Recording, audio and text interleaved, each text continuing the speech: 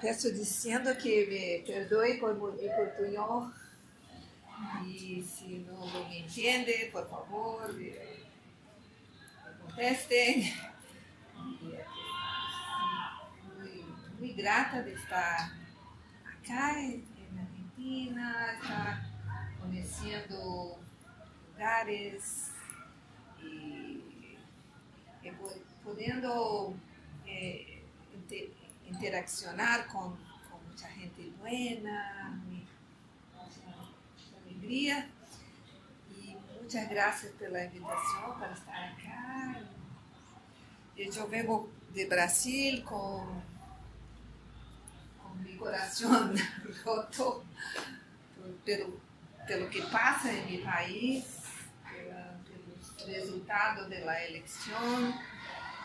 Muito do que vou falar, tenho que dizer que se ampliam, se agudizam neste momento que vivemos, porque infelizmente nosso presidente eleito ha hecho muitas declarações racistas, homofóbicas, sexistas e incluso sua defesa pela tortura e pelos erros da ditadura que vivimos e que então é algo que me toca muito, que me dói muito, não somente, claro, a mim, mas a todos que mirávamos uma possibilidade de seguir em democracia, seguir com muitos desenvolvimentos sociais que estávamos tentando fazer e desenvolver em meu país. Então, me perdoe a tristeza que trago, pero não estaria aqui se a esperança, se a luta não fosse o principal que me guia nesta vida, na vida pessoal e acadêmica que se mesclam sempre. Então, não falarei solamente de tristezas, sino que falarei de coisas que podemos tentar pensar para mirarmos uma possibilidade de emancipação, de liberdade, de felicidade para nossos alunos e nossos professores. Creo que esta profesión docente es esta que le toca los males de la sociedad, porque es con este material humano, que así podemos decir, que nos hacemos un proyecto de vida para nosotros y para nuestros chicos. Entonces, lo valoro muchísimo esta profesión, vivo por ella y sigo pensando en ella en posibilidades creativas y de transformación social. ¿Sí? Lo que preparé para acá es una mirada, en primer lugar, una mirada do que yo entendo y trabajo bajo mis perspectivas teóricas, epistemológicas, de las investigaciones que hago y también de mi rol de formadora de profesorado en mi universidad. Y trabajo con esta visión de currículo con una mirada histórica y social. Currículo no es algo que está dado, no es un hecho que tenemos para desarrollar como una lista de contenidos y cosas. Currículo es una construcción social que involucra aspectos culturales, la cultura que vivimos, la cultura de nuestros alumnos y también otros aspectos de política, de economía, de cómo, de visiones de mundo. Entonces entiendo siempre currículo como una construcción que va se dando, no algo prefijado que tenemos para desarrollar, sino que tenemos punto de partida, pero nada está dado porque hay disputas siempre pela definição do que é melhor, do que significa ensinar, do que significa aprender. Isto significa também que há, como espaço destas disputas, há pressão de grupos sociais que disputam hegemonia sobre o que é considerado desejável ou ideal para ensinar. Isto é que um autor com quem trabalho, que é Ivor Hudson, que diz que o conflito em torno da definição de currículo proporciona uma prova visível, pública e autêntica da luta constante que envolve as aspirações e objetivos da educação. Es decir, que lo que miramos como currículo, en verdad, es una prueba de estas disputas. ¿Quién gana y quién pierde? Siempre, en este proceso dialéctico de construcción social que ocurre. Como digo, vengo de Brasil, en que hay políticas en construcción. En una de ellas, a partir de nuestra Constitución de 88, ya después de la dictadura militar, hay una exigencia de la elaboración de bases nacionales curriculares. Esto que quiero hablar un poco para pensar, este es un órgano, una instancia de producción de esta política y que se dirige al currículo escolar, la formación de docentes, a política de libros didácticos, de libros de texto, programas de formación, son esto todo que está em cambio em Brasil, que está em cambio, que começou há alguns anos e que se pode mirar as disputas de los grupos que estão involucrados em isso. E começo dizendo que quero falar de um que vi como um problema, como uma incompatibilidade, se suena isso? Sim.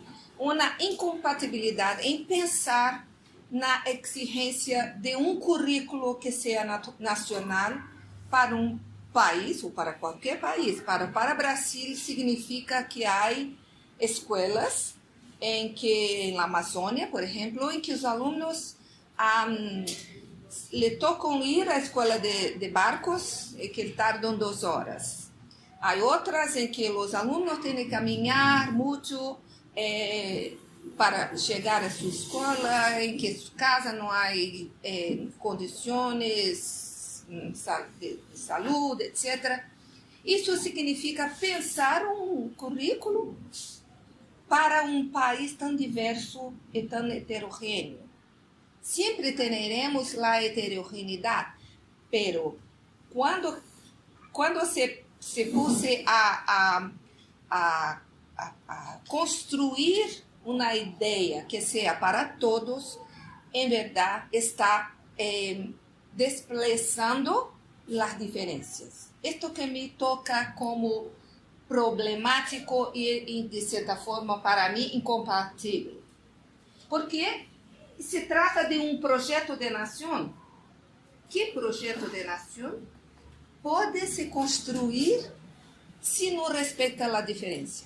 Esse é o primeiro questionamento que tenho para pensar. E claro, neste projeto não há um pensamento único, somente uma ideia, sino que há disputas e que há de perguntar quem elabora, quem são os atores sociais, quem são os grupos, quem está, em verdade, neste processo de disputa pela construção desse currículo em base nacional. E eu vou dizer que há neste projeto e nestas disputas uma tensão muito grande entre os interesses privatistas e os interesses públicos, a dimensão pública da educação em Brasil. Isto leva a um autor, Luiz Carlos de Freitas, a falar que nesta disputa há muita presença de lo que ele chama de reformadores empresariais. E para mim, em minha reflexão acadêmica, o que está é o controle da prática de los docentes, no supuesto de que os docentes são incapazes de manejar sua própria prática, sua própria profissão. E estas iniciativas de caráter privatista que controla o currículo e pressuposto é um trabalho docente, não? Reforçam esta interação entre dimensões de currículo, propriamente dito, a ver, um documento, uma ideia, e a possibilidade de que os alunos sejam evaluados bajo isto. Para que isto ocorra, se produzem materiais didáticos para ter mais certeza de que os alunos irão aprender, mas em verdade, o que passa é que quem está sendo evaluado é o professor. Esta é a ideia de que nesta construção professores e escola não se tocam. E creio que isto também tem a ver com a ideia de que ensinar é muito simples, é uma atividade que qualquer pode fazer. Isto é que dizem esses autores. É um trabalho que praticamente qualquer pode fazer. E isto é, na verdade, uma devaluação do trabalho do professor, mas também de que se pensa num professor como um técnico, como alguém que chega na classe, habla, ou como diria Paulo Freire, há um depósito de informação sobre os alunos e os alunos são como cajeros que se pode depositar e sacar, etc. Esta é uma ideia que está muito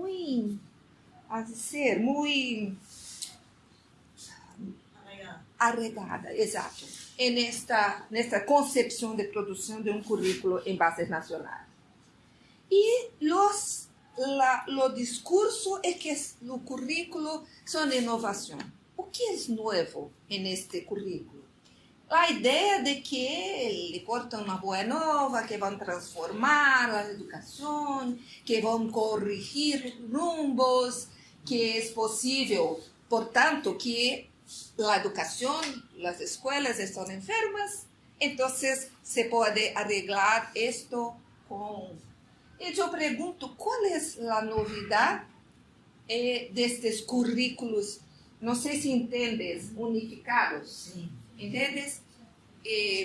Eu agradeço muito a Elsa Menard de que ha hecho a tradução, não seria capaz, mas ela não estava certa se esta palavra iria. A ideia de que há um currículo único, de bases nacionais, e na verdade, se há um currículo em qualquer dimensão, seja provincial,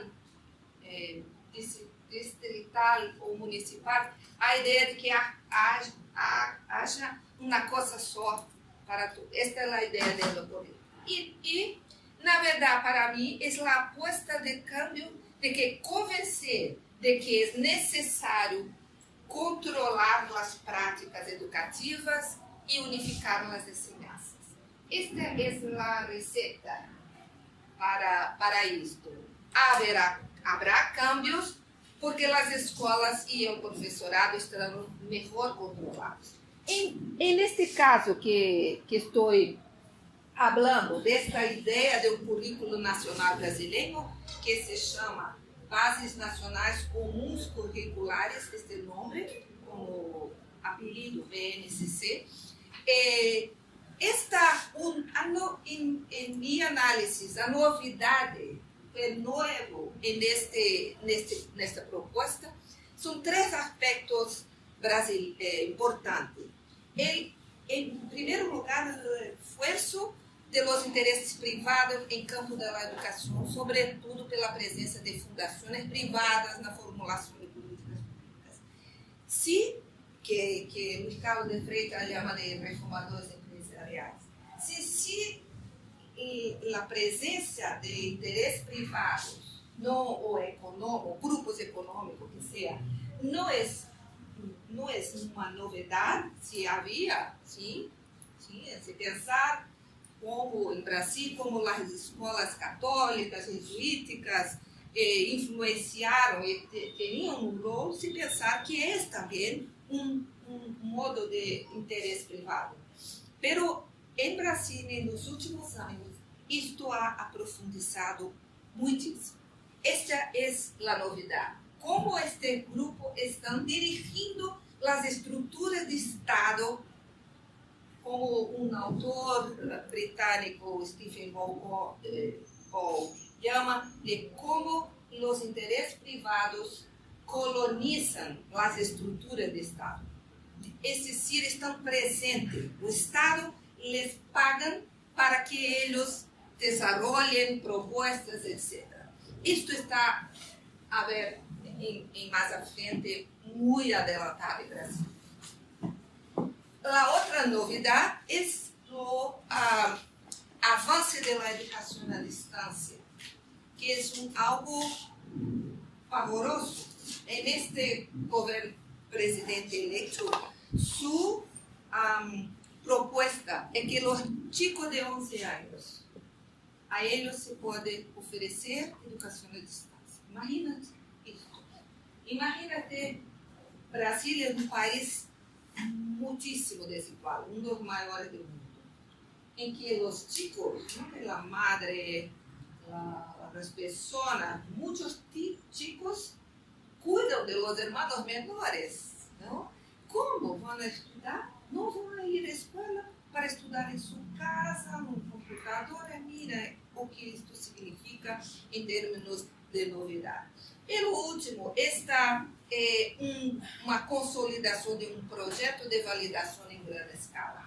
É decir, exames nacionais para que os alunos sejam evaluados, pero o que querem é evaluar os professores, porque se os alunos vão mal, a culpa, sabe de quem é? De quem são.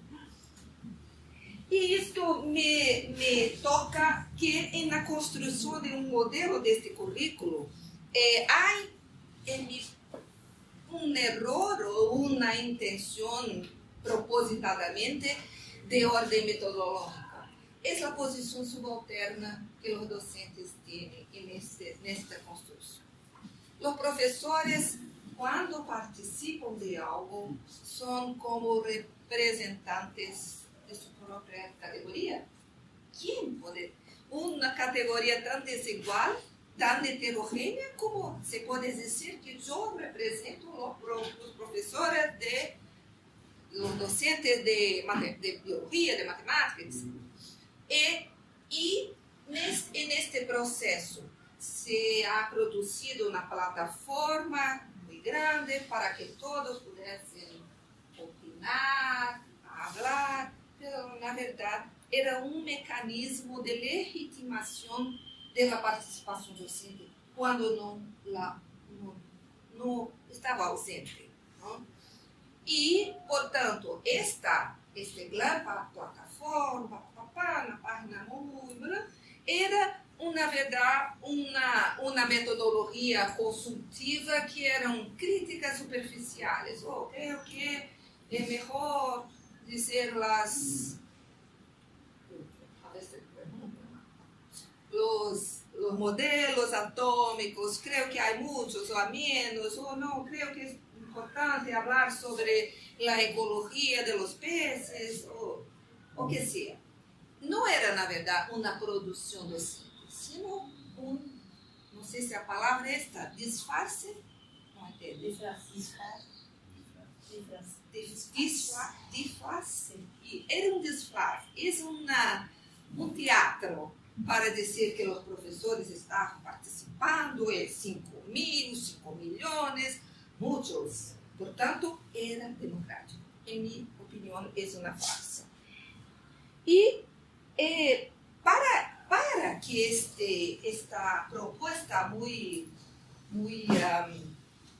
privatista, se ha construído consensos, porque significa reformar as escolas e reformar o professorado, como Stephen Ball diz. Se quer reformar os professorados. E para isto, há certo consenso na sociedade que as escolas públicas para nada são malas, não ensinam nada, que os maestros não sabem, que falta sempre à escola pública. O público é pesado, é burocrático, não funciona. E também lá está, creio eu, mais que uma incredulidade. É uma ofensa ao trabalho docente, porque não respeita o trabalho docente. Pero há de dizer para nós que nos toca como acadêmicos, como investigadores, que muitas vezes nós também desenvolvemos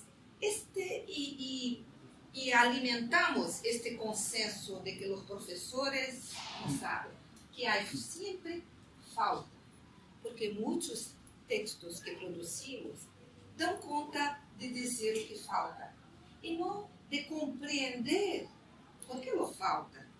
O que fazem os professores? O que sabem os professores?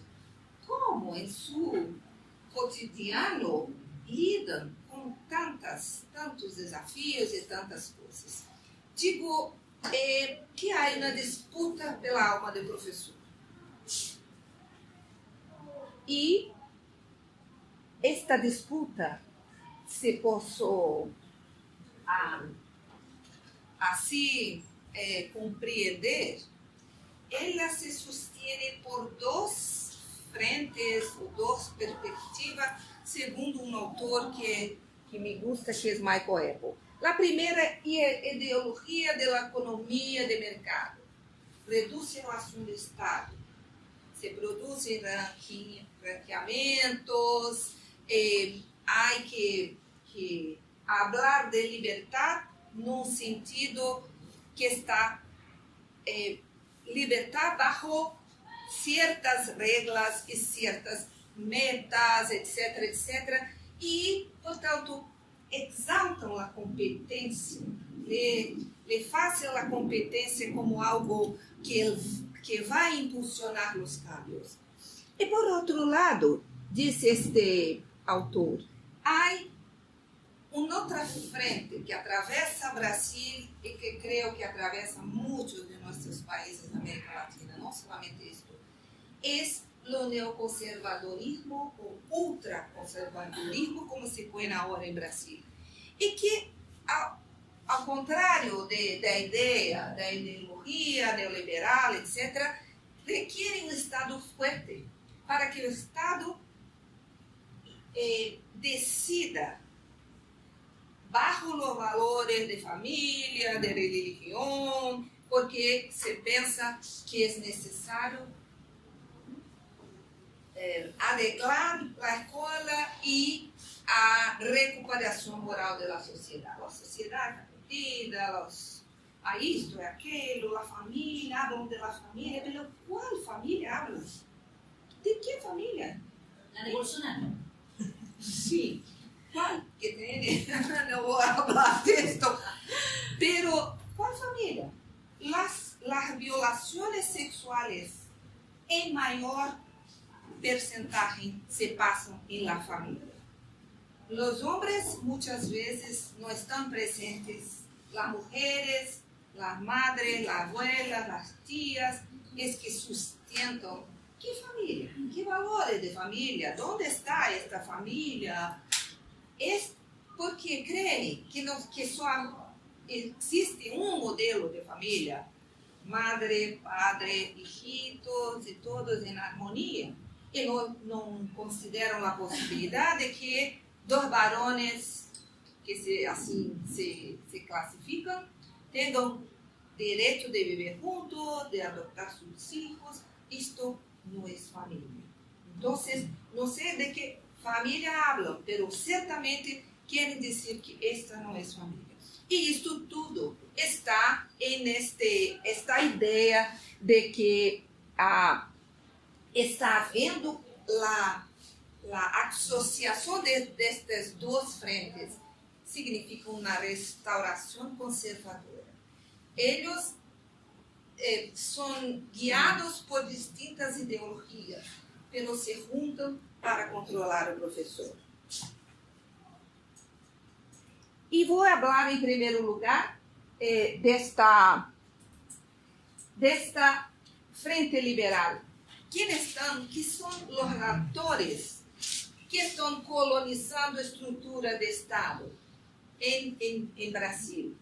A ver se isso funciona. Sim. Banco Itaú, Banco Bradesco, Banco Santander, Gerdau, que é uma empresa de hierro, de coisas assim, Volkswagen, Natura, fundações, Fundação Roberto Marinho, do Globo, Fundação Lehman, que é poderosíssima, Lehman,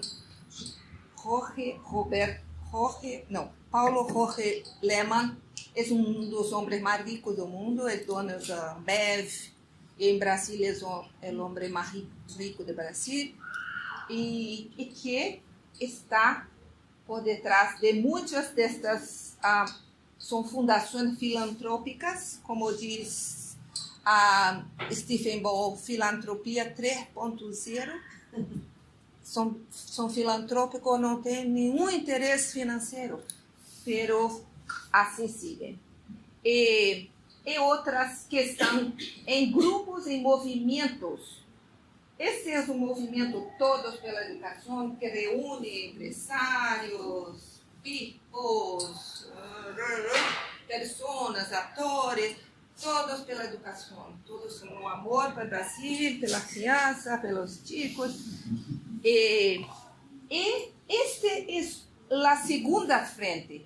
Mientras a primeira poderia estar explicitando a frente neoliberal, de que está um interesse privado econômico, este é um interesse privado de ordem moral. Se chama um movimento Escola Sem Partido. Não sei se há ouído sobre isto. Sim, aqui. Acá en Argentina hay algo parecido. Sim. Já me toca, sim. Pero este é um movimento que começou há 15 e poucos anos, ou menos, que se fortaleceu com presença de sectores religiosos, não somente os evangélicos, da teologia da prosperidade, que em Brasil se ha florescido demasiado. Em América Latina, o país que há mais presença dessas igrejas neopentecostais que vivem da teologia da prosperidade. Rio de Janeiro, o estado do Rio, a província do Rio, é a que mais tem esta presença. Eles se organizaram também com setores católicos, não somente evangélicos, mas setores ultraconservadores, católicos, Opus Dei e outros, para proponer, porque muitos destes bispos, destes religiosos, estão presentes no legislativo, são deputados, senadores, e propuseram um projeto de lei que institui a Escola Sem Partido. A Escola Sem Partido, na verdade, em Brasil, se diz respeito a partido, era o Partido dos Trabalhadores, odiam. Isto começou em Brasil a crescer, e sabe, do encarceramento de Lula. Tudo que é malo em Brasil foi o Partido dos Trabalhadores que fizeram no Brasil a cinza, a cair todo. Não? Este, sem partido para eles, é PT, porque incluso se fores a topar na Facebook, há professores com remeras rojas, uma estrela, se não diz PT, mas já todos lo entendem. E hacen muitos rechazos a Paulo Freire comunista, rojo, en lo que las madres salieron a calle con carteles, no queremos más Paulo Freire, fuera Paulo Freire. Este movimento que está financiando esto. E eu vou passar rápido por a ideia desse projeto de lei, que é vedar em la sala de aulas práticas do que chamam de adoctrinamento político ideológico, pela veiculação de conteúdos ou atividades que estão em conflito com as convicções religiosas e morais de los padres de los estudantes. Ou seja, Brasil é uma república que é laica, é um país que já se separou da igreja no século XIX. Pero este projeto de lei quer imponer as religiões de seus filhos para que os professores não ensinem coisas que os padres e as madres creem que é um escândalo. Há 8 projetos em nível estatal, ou provincial e municipal. Eu marco em rojo 2 destas províncias, que são as maiores, mais populosas de Brasil, para que tenhas uma ideia de quão adelantado está esse projeto. E, na verdade, para nós de biologia, é uma conexão, porque para eles não se pode ensinar a teoria da evolução, porque a teoria da evolução é contra a Bíblia, contra o criacionismo, blá, blá, blá. E há outros conteúdos biológicos que eu vou ensinar, mostrar, não? Que eles, por exemplo, esta é sua página, não é Facebook, é página web. E há isto que quem disse que a educação sexual é um conteúdo obrigatório. Está em conflito com este país quando se tem a esse, que é educação sexual integrada, e que para eles é um escândalo. E há uma coisa que é seríssima, é ensinar a los alunos a planear a denúncia do professor. Se estão não somente incentivando isto, pero como isto é uma peça jurídica, ao perceber que habla para o aluno, se tu estás sendo vítima de indoctrinação, espera o professor que lo aprove nos exames, depois, então, denuncie como como ir à polícia, dizer, mi professor é um criminoso, eu sou vítima disso. Mira que cambio em das relações professor-aluno que quebra um contrato profissional e que nos humilham, que nos sacam do que de nosso próprio trabalho. Imagínate que se uma mesma ideia para qualquer destas profissões mais valoradas, pero para aí, como seria isto? Pero para cá é terrível, porque o professor, a situação dos professores em Brasil é uma profissão muito desqualificada, muito pouco valorada socialmente. E a isso se junta esta possibilidade.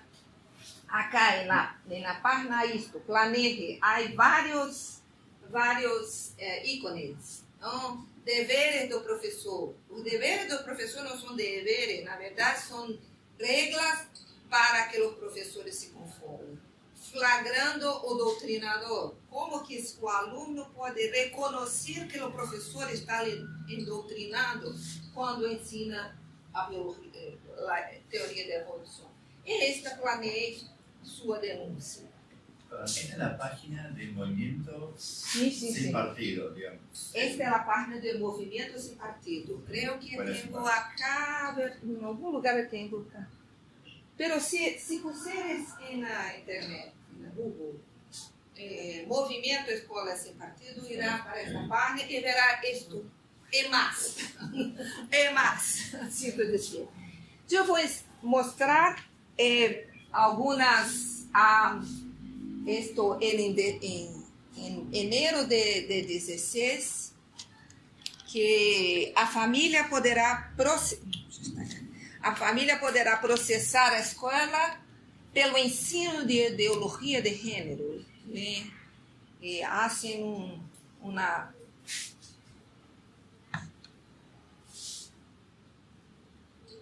este é su lema. Mis hijos, mis reglas. Sim. Com mis hijos não te metas. Este estava em ônibus de Córdoba, que por uma decisão se sacaram. É coerente com Córdoba. Como? É coerente com Córdoba. Sim.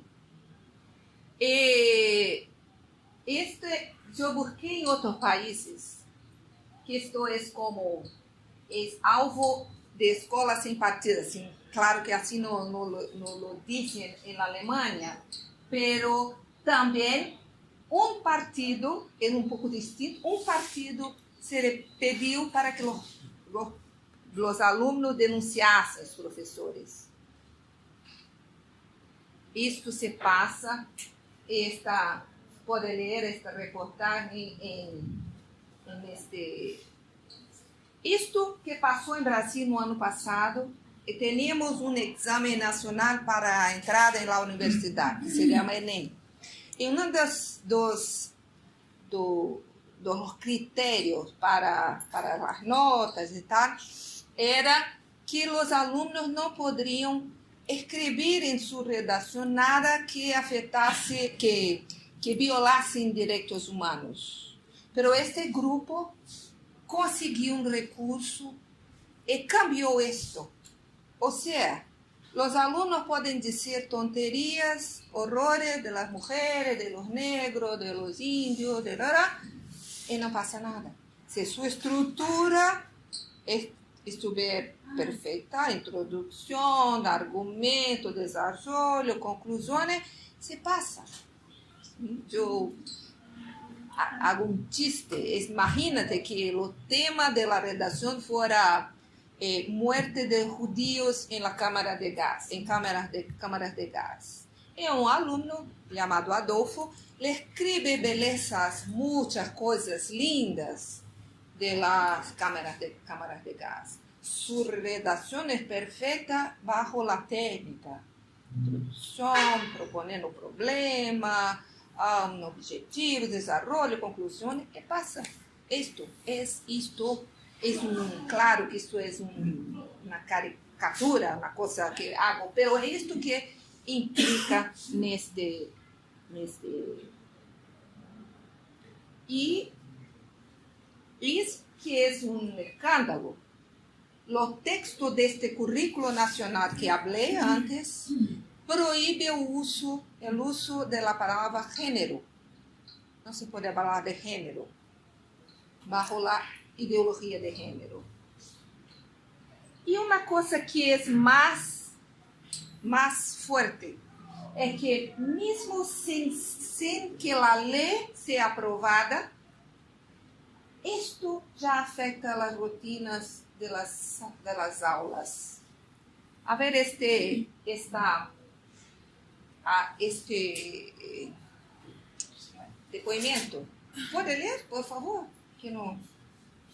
Hace algunos meses, en un grupo de octavo año, el profesor de historia Ricardo caminaba por entre los bancos para ver qué tipo de soluciones estaban proponiendo para el país. Era esa la actividad del día en una escuela privada en que trabaja. Él preguntó a una adolescente cuál era su sugerencia. Matar a todos los comunistas, ella respondió. Pregunté, ¿qué son comunistas? Pero ella no sabía. Eran los padres que hablaban de eso. Tenían la certeza de que, si cuestionaba algo, me dejarían sin trabajo al día siguiente. Entonces, no hablé de nada ahí. Y esto se pasó con un grupo de padres con una denuncia no Ministerio Público acerca de un libro que tenía, cuidado, una ilustración de pene erecto en que se enseñaba el condón y una mujer haciendo autoexamen de la mama. Estes casos siguen a justicia, lo conozco la profesora autora de este libro, era como que estavam incentivando os alunos a fazer coisas que não poderiam fazer, incluso que os exames de mama eram um incentivo para a masturbação feminina. E assim, este é o livro, mira com cuidado porque é proibido. E este é lá, eu conheço as duas, todas elas, Mônica e Margarida. Bueno, há que se perguntar, por que a construção curricular passou a ser foco de grupos tão díspares em sua natureza, pero tão unidos no desejo de controlar o rumbo da educação brasileira em geral? Eu vou mostrar dois, a ver se vai funcionar. Sim, estes são grupos que estão involucrados en esta perspectiva de fundações, grupos privados que estão colonizando as estruturas de Estado. Esta é uma internacional, Atlas Liberty Network. Este é o grupo que diz todo pela educação e um movimento pela base é o nome do currículo nacional, base comum curricular nacional. Então, há um movimento que eles defendem que seja assim. E vamos a ver que isto está involucrado, está com distintos. Qué raro la Fundación Santillana. Sim, com muitas que não são brasileiras. Este Koch Foundation é uma predadora mundial, se pode dizer. Estão involucrados com relações, pagam acá, pagam um consultor, pagam para ir ao ministério, tarará. Por quê estão tão interessados com a educação pública? E o outro que é... sim, este é o Instituto Milênio, que é um destes, que está, a ver, onde está o Instituto Milênio? Ahí, al lado de la sim.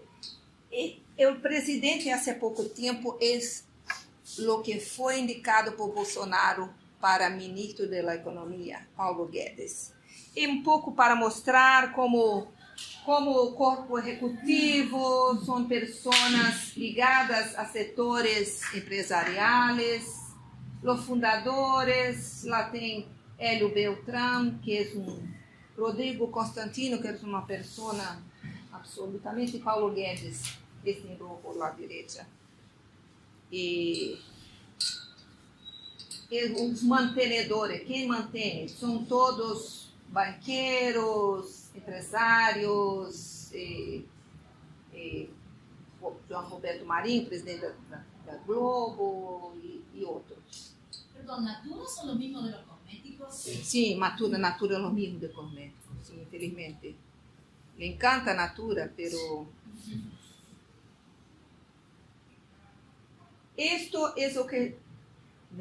un bolsonarismo, las conexiones de quién apoya, quién, apenas para ilustrar que en estos grupos hay grupos como Milenio, como grupos que retroalimentam esta disputa do professorado. Esta disputa do professorado é processo largo de subordinação do trabalho docente, se coloniza o trabalho docente e controle que pretende produzir modelos de bueno professor. O bueno professor são aqueles que cumprem as metas, que seus alunos se saem muito bem nos exames, que recebem bônus. Este é o bueno professor, a buena aula, etc., etc. É controle que se hace sobre a autonomia, que para meu ponto de vista são lógicas incompatíveis. Como pensar professor obediente a estas regras e autônomo ao mesmo tempo? Como fomentar a criatividade junto à obediência a plazos de ensinar e plazo de aprender, sim?